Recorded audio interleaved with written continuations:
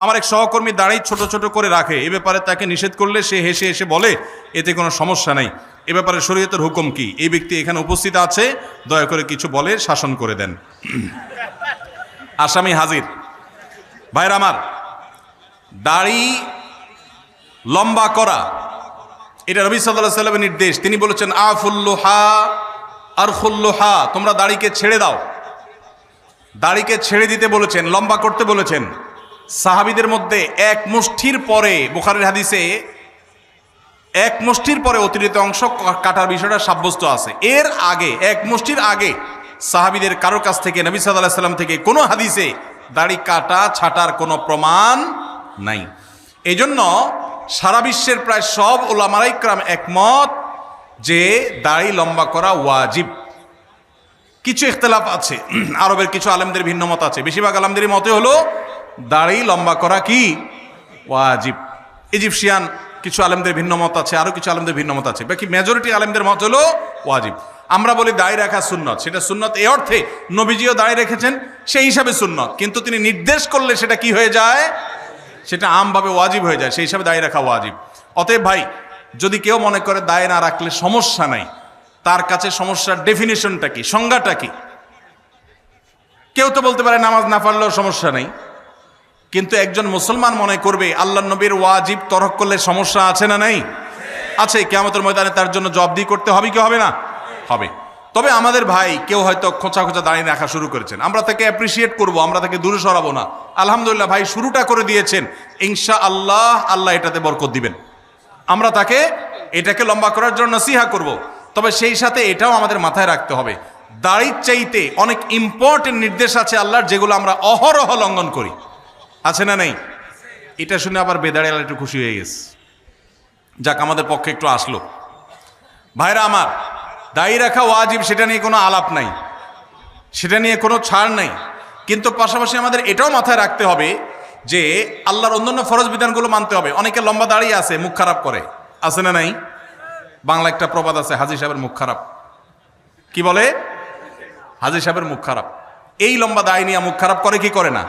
এই লম্বা দাড়ি নিয়ে দোকানদার দেশি মশারি আর ইন্ডিয়ান মশারি মিশায় দেশি মশারি তেল বলে বিক্রি করে কি করে না? তাহলে দাড়ি আছে, তিনি ওয়াজিব আমল করেছেন, সবও পাবেন, কিন্তু যেই কাজটা করছেন ওইটা দাড়ি রেখে যে সব পাচ্ছেন তার চেয়ে অনেক বেশি ক্ষতি তিনি করছেন ওই কাজটা করে। ঠিক না ভাই? ঠিক। এই জন্য আমাদের পরিপূর্ণভাবে দিনে প্রবেশ করতে হবে, আল্লাহ আমাদেরকে তৌফিক দান করুন। কিন্তু সেই সাথে দাড়িও লম্বা করার চেষ্টা করতে হবে। কিন্তু কোনো ভাই করছেন না, আমরা বেশিরভাগ মানুষ অন্যকে নিয়ে পড়ে থাকি। একটা বড় মুসিবত হলো বাংলাদেশের মানুষের, আমরা অন্যের চরকায় তেল একটু। আমাকে আল্লাহ দাড়ি রাখার তৌফিক দিয়েছে, আলহামদুলিল্লাহ। আমি এখন চিন্তা করবো আমার আখলাকটা ঠিক হয়েছে কিনা, আমি বউরে বাসায় গালি দিই কিনা, আমি কর্মচারীদের সাথে চালের মতো ব্যবহার করি কিনা, আমি দেখবো আমার বাকি আর কোথায় ল্যাকিংস আছে সেটা আমি দূর করব। আমি দাঁড়িয়ে আছে, এই জন্য যার দাঁড়িয়ে নাই তারে খোঁচা মারি করি আমি, এটা তো কোনো মুসলমানের কাজ হতে। আমি চাইবো আমার ভাইয়ের দাড়ি লম্বা হোক, কিন্তু সেই সাথে আমি চাইবো আমার আরো যে দুর্বলতা আছে সেগুলো যেন দূর হয়। আল্লাহ আমাদেরকে আমলের তৌফিক দান করুন। আমার নাম মোহাম্মদ জাকির হোসেন, আমি সিরাজউদ্দিন সড়ক টাউন হল বরগুনার নিবাসী। আমি বর্তমানে সৌদি আরবের দাম্মামে থাকি। আহমদুল্লাহ হুজুর, আপনার কাছ থেকে আমি জানতে চাই, কোম্পানির ডিউটি করতে গিয়ে যে হাম্মাম ব্যবহার করি, হাম্মাম মানে টয়লেট ব্যবহার করি, তাতে অনেক সময় নাপাক পানির ছিটকে পেছনের অংশে অর্থাৎ পাছায় লেগে যায়। এই শব্দ না লেখলেও হইতো রে ভাই, যতটুকু বুঝতে পারি ধুয়ে ফেলি, কিন্তু এই নাপাক পানি প্যান্ট বা শার্টে লাগার সম্ভাবনা 100 ভাগ। আমার এই পরিস্থিতিতে প্যান্ট ছাড়া নামাজ পড়ার কোনো উপায় নাই। তারপরও আমি এই অবস্থায় 5 ওয়াক্ত নামাজ পড়ি এবং আল্লাহর কাছে কান্নাকাটি করি, আমার নামাজ কবুল হবে কিনা? ভাইরা আমার, খুব দরকারি প্রশ্ন। আজকাল আমরা হাই কমোড ব্যবহার করছি অনেকেই, তাই না? হাই কমোডে বিশেষ করে এই সমস্যাটা হয় যে আপনি মলমূত্র ত্যাগ করেছেন, নিচ থেকে ছিটে এসে উপরে পড়েছে। বড় ছিটা যদি পড়ে তাহলে ওইটা আপনাকে পানি দিয়ে ধুইতে হবে। কিভাবে ধোবেন? ওই যে স্প্রে করছেন, সেই স্প্রে পেছনের অংশে, কোমরের অংশে আপনি স্প্রে করে ভালো করে ধোবেন, ব্যাস যথেষ্ট। আর যদি সামান্য ছোট ছোট ছিটা আসে, যেমন পেশাব করতে গেছেন, শুয়ের আগায় যে পরিমাণ পানি থাকে ওই পরিমাণ ছিটা পেশাবের আসছে, তাহলে তাতে ইনশাআল্লাহ নাপাক হবে না। অনেক সময় দেখা যায় পেশাব করলে শীতের দিন বাষ্প হয়ে ওই বাষ্পটা কাপড়ের শরীরে মিশে, এতেও কাপড় শরীর নাপাক হবে না ইনশাআল্লাহ। কিন্তু যদি ওই কমোডের পানি যেখানে নাপাক আছে ওখানে আপনার নাপাক পড়ে সেখান থেকে যদি উপরে পানি উঠা পড়ে তাহলে অবশ্যই সেটা নাপাক হবে। অনেকের আবার এখানে সূচিবায়ুর রোগ আছে, অহেতুক সন্দেহ করে, কিছুই হয় নাই উনি সন্দেহ করে, সেটা আবার সমস্যা। সন্দেহকে কোনো প্রশ্রয় দেওয়া যাবে না। তো এই ভাইয়ের প্রশ্ন উত্তর হলো যে আপনি চেষ্টা করবেন ধুয়ে ফেলার, ধুয়ে ফেলছেন বাস, এরপর আল্লাহর তাওয়াক্কুল নামাজ পড়বেন, অহেতুক সন্দেহ করবেন না। আমার একটা প্রশ্ন, কোনো ব্যক্তি এমন ঋণগ্রস্ত যা পরিশোধ করা কষ্টকর, এক্ষেত্রে ওই লোক ব্যাংক থেকে ঋণ নিয়ে ঋণ পরিশোধ করতে চাইলে সেটা পারবে কিনা জানতে পারলে ভালো হয়। যিনি ঋণগ্রস্ত তিনি ব্যাংক থেকে সুদি লোন নিয়ে যদি ঋণ পরিশোধ করতে যান তাহলে গাছের গোড়া কেটে আগায় পানি দেওয়া হবে, গোড়ায় কেটে আগে পানি দেওয়া হবে। ঋণ পরিশোধ ভালো কাজ, কিন্তু সুদি কারবার করা ভালো না খারাপ? সুদি কারবার করা কি ভালো কাজ না খারাপ কাজ? শুধু খারাপ কাজ, জঘন্য হারাম। এখন কত হলে আপনি কি করবেন? আপনি চেষ্টা করবেন আপনার জমি জমা বিক্রি করে কারোর কাছে ধার দেনা করে পরিশোধ করার। অনেকে আমার কাছে চিরকুট দেয়, ভাই আমল শিখে দেন যে আমল করলে ঋণ পরিশোধ হয়ে যাবে। ছাত্ররা চিরকুট দেয়, কালকে বরিশালে প্রোগ্রাম ছিল, চিরকুট লিখে দিছে কি এমন আমল শিখিয়ে দেন যে পরীক্ষার খাতা উল্টোপাল্টা লিখলে ওটা ঠিক হয়ে যাবে। কত আজগুবি আজগুবি প্রশ্ন মানুষ দিতে পারে। আমি এই প্রশ্ন দেখে বললাম, এই প্রশ্ন বলতেছে এটা একটা ফাঁকিবাজ ছাত্র।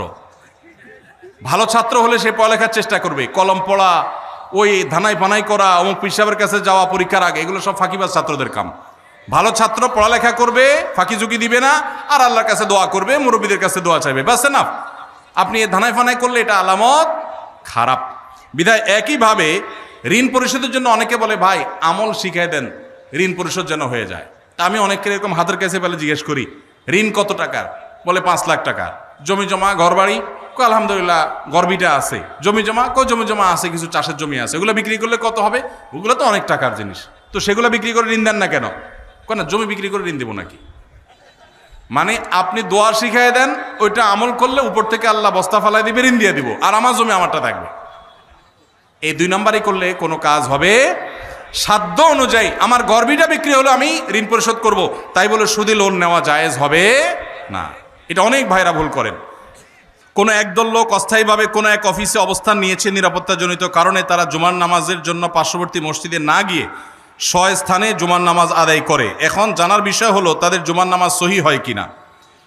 ভাইরা আমার, কোথাও যদি কেউ এরকম নিরাপত্তাহীনতা অনুভব করেন যে আমি জুমার নামাজ পড়তে গেলে আমার বিপদ হবে, দেখতে হবে ইস্যুটা কি ধরনের। এখন একজন চুরি করে পালাইছে, একজন সন্ত্রাসী করে পালাইছে, মানুষ খুন করে পালাইছে, ধরা পড়বে এই বয়সে জুমার নামাজ পড়তেছে না, এটা তো ভিন্ন জিনিস। কিন্তু কেউ এমন কোন পরিস্থিতিতে আছে যে সে বের হলেই তার জীবন হুমকির মধ্যে পড়বে, তখন তিনি বাসায় নামাজ পড়লে নামাজ হয়ে যাবে। আর জুমার নামাজ যদি তিনি জামাতের সাথে কোনো বাসায় পড়েন, তো জুমার নামাজ কোনো ভাষায় করার জন্য শরীয়তে অনেক শর্ত আছে, সেই শর্তগুলো না পাওয়া গেলে 2-4 জন মিলে জুমার নামাজ শুরু করে দিলে নামাজ হয়ে যাবে, এত সোজা না। এ বিষয়ে পুরো ডিটেইল অবস্থাটা জানা দরকার যে আসলে কোন সিচুয়েশন, পরিস্থিতি কি, তারপরে মাসালা উত্তর দেওয়া সহজ হবে। আমি এখন যদি বলি তাহলে সেক্ষেত্রে সেটা অপূর্ণ থাকবে। এই জন্য এই মাসালাটাও কোনো দক্ষ বিদগ্ধ আলেমের সাথে দেখা করে বা ফোনে যোগাযোগ করে ডিটেইল বলে তারপর উত্তর নেবেন। এটা আমি স্কিপ করলাম, উত্তর দিলাম না।